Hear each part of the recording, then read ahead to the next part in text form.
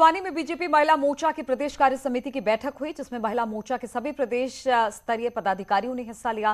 प्रदेश कार्य समिति में हिस्सा लेने पहुंचे बीजेपी प्रदेश अध्यक्ष मदन कौशिक के सामने महिला मोर्चा पदाधिकारियों ने 2022 में 50% टिकट महिलाओं को देने की मांग की।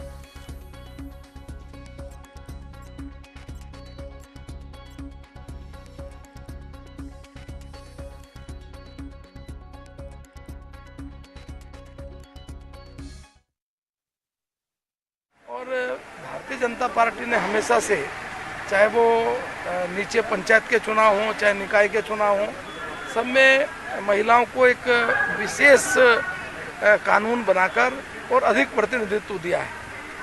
आने वाले विधानसभा के चुनाव में भी महिलाओं को अच्छा प्रतिनिधित्व मिले, ये भारतीय जनता पार्टी का इस प्रकार का भाव है।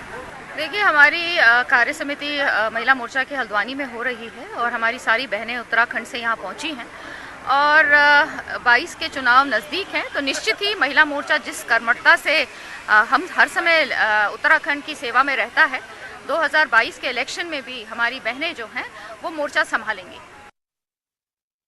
और कांग्रेस के वरिष्ठ नेता प्रदीप टम्टा ने आम आदमी पार्टी को बीजेपी और संघ की बी टीम बताते हुए हमला किया।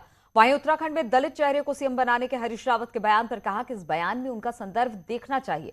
वहीं किशोर उपाध्याय के बीजेपी में जाने और उनके अपमान पर कहा कि वो सीनियर लीडर हैं और वो कांग्रेस की नीतियों से परिचित हैं।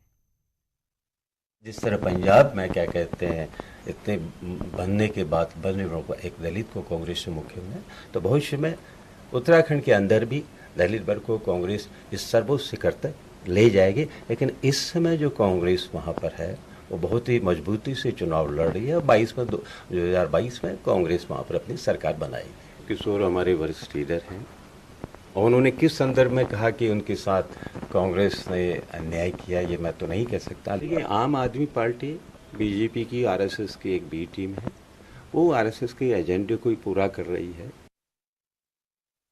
और उत्तराखंड के हाई प्रोफाइल डोईवाला विधानसभा सीट से जुड़ी खबर की बात करते हैं तो डोईवाला सीट ने प्रदेश को दो मुख्यमंत्री दिए।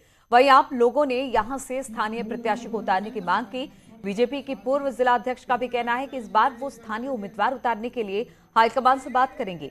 वहीं स्थानीय लोगों का भी कहना है कि इलाके से दो मुख्यमंत्री मिलने के बाद भी यहाँ विकास उतना नहीं हो पाया जितना होना चाहिए था।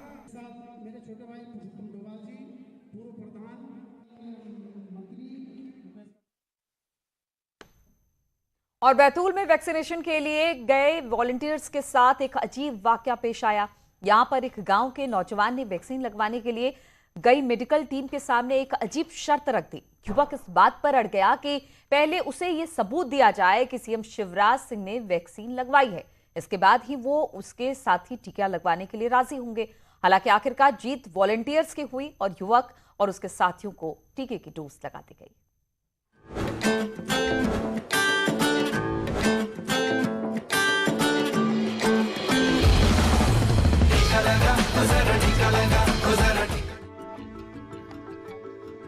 मध्य प्रदेश के बैतूल में वैक्सीनेशन के लिए गई टीम को उस वक्त एक अजीबोगरीब हालात का सामना करना पड़ा जब वैक्सीनेशन के लिए गई टीम के सामने गांव के एक युवक ने अपने और अपने कुछ दोस्तों के टीकाकरण के लिए एक अजीब सी शर्त रख दी।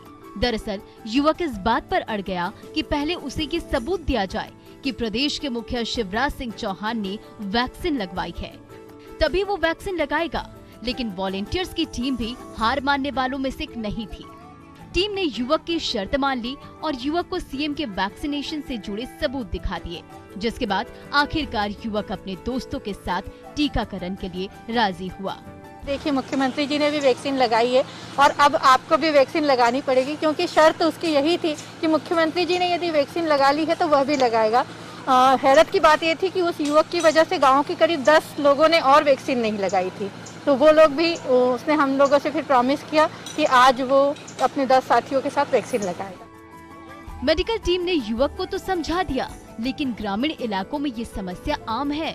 मध्य प्रदेश के ग्रामीण इलाकों में अब भी ऐसे हजारों लोग हैं जो वैक्सीनेशन से बचने के लिए बहानेबाजी कर रहे हैं। हालांकि वॉलंटियर्स पूरी कोशिश कर रहे हैं कि समय रहते ज्यादा से ज्यादा लोगों का टीकाकरण कर दिया जाए। ग्रामीण क्षेत्रों में हम जहाँ जा रहे हैं वहाँ पर कई लोग कई तरीके के बहाने बना रहे हैं वैक्सीन लगाने के लिए। कोई कह रहा है कि मेरे पास समय नहीं है, कोई राशन कार्ड का बहाना दे रहा है, कोई कुछ कह रहा है। और कई लोग ऐसे हैं जो कोई वजह नहीं होते हुए भी कह रहे हैं कि हमको वैक्सीन नहीं लगानी है। तो हमारा ये प्रयास है कि हम सबको जागरूक करें और वैक्सीन लगाने के लिए। आपको बता दें, बैतूल के कलेक्टर ने जिले में टीकाकरण को गति देने के लिए कुछ समाज सेवी संगठनों से मदद ली है, जो ग्रामीण इलाकों में जाकर लोगों की काउंसलिंग कर रही है। उम्मीद है ये कोशिश रंग लाएगी और बैतूल जिला कोरोना के खिलाफ जंग में टीके की सुरक्षा कवच से लैस रहेगा। बैतूल से ऋषु कुमार नायडू, न्यूज़ 18 मध्य प्रदेश, छत्तीसगढ़।